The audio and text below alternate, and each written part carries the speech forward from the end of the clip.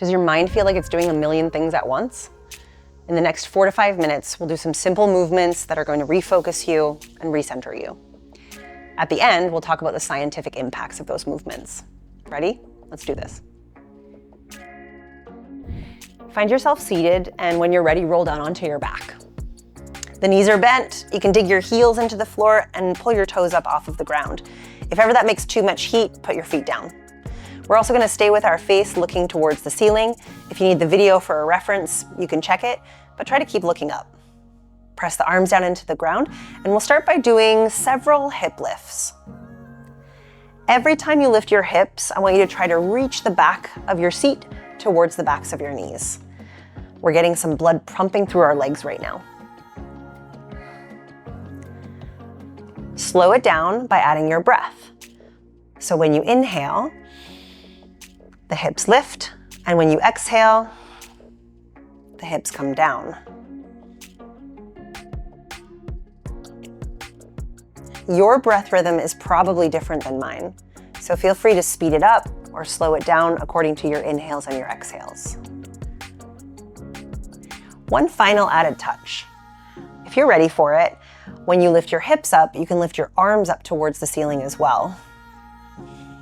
And when you exhale, the arms go to the floor above your head as your hips come down. Do that a couple more times.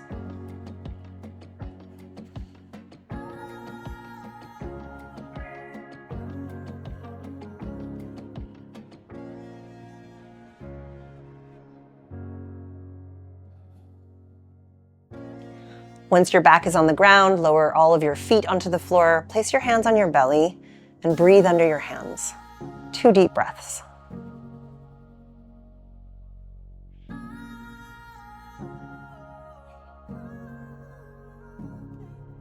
That's it for the first movement.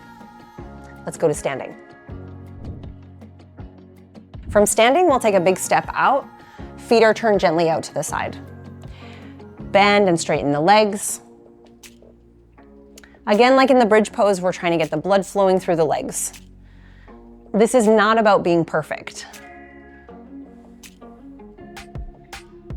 If you're ready to add the arms, as you bend your knees, lift the arms.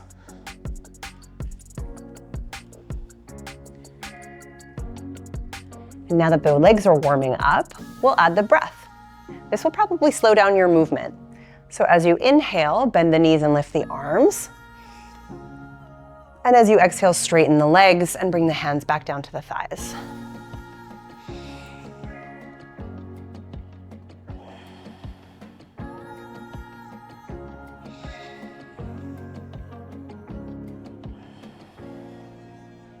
One more.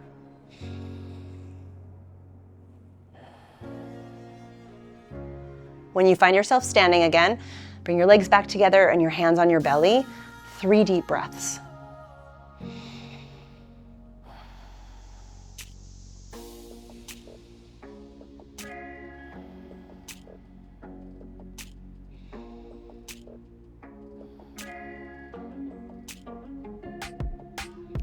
Make your way to the wall.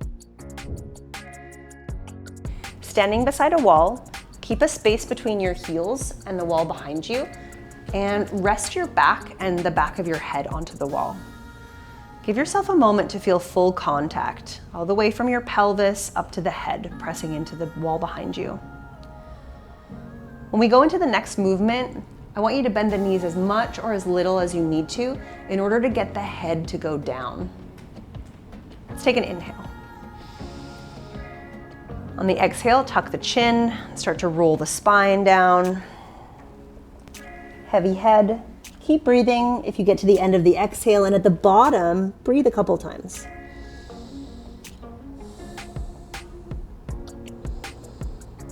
Press into your feet, and on an inhale, roll from the pelvis all the way up the spine until you again feel the wall completely behind you. Inhale at the top. And again, start with the head to round the spine and roll your way down with a heavy upper body. Breathe at the bottom.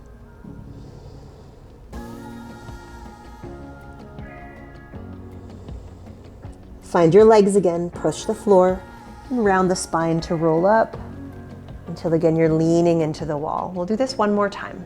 Inhale begins the breath, and the exhale starts the roll.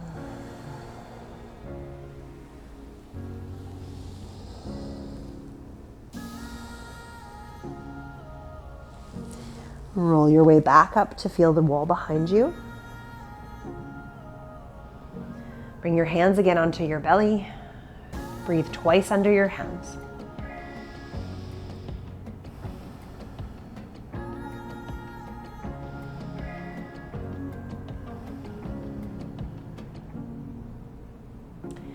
Stepping off of the wall, you've come to the end of the first mini session.